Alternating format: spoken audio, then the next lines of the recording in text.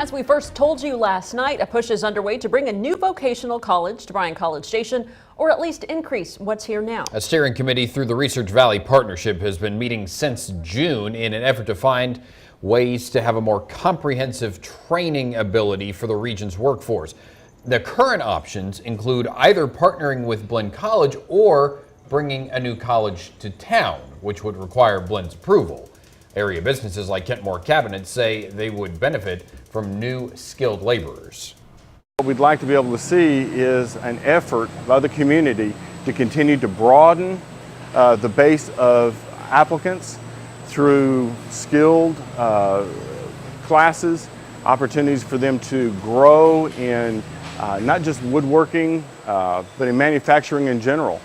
The committee hopes to have a final recommendation for action by mid-December. Now, that action's apparently not going to include an invitation from Blinn College, and that could force local leaders to try to create at least a new taxing district to pay for a workforce development program. Blinn College's leadership says they don't see a need at this point for another vocational school in the area. News 3's Whitney Miller has more on that part of the story. She joins us in the News Center with more on their response. Whitney? Well, Steve, Carla, we sat down with both the district president and vice president of administration and operations at Blinn College to discuss the school's reaction to what the steering committee says is a need for more workforce training. The committee specifically calls for more training in fields like construction, electrician work, and plumbing, but Blinn officials say they currently offer 83% of the target occupations suggested by the Workforce Solutions of Brazos Valley.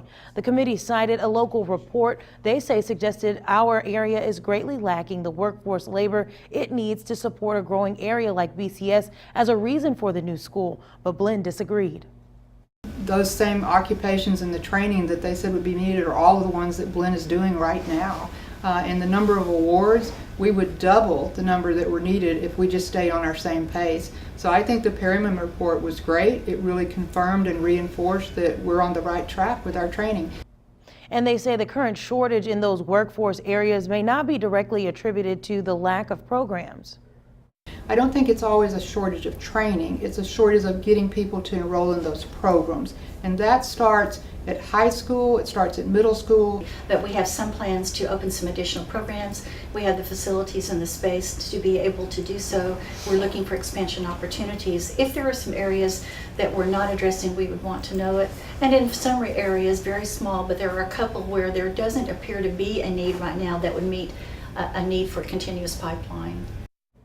Now, Blinn says they are currently on track to have 97% of those target occupation programs within the next year. And they say their recent plans to team up with Texas A&M at the Rellis campus will further workforce training possibilities. For now, live in the News Center, Whitney Miller, News 3. All right, Whitney, thank you very much.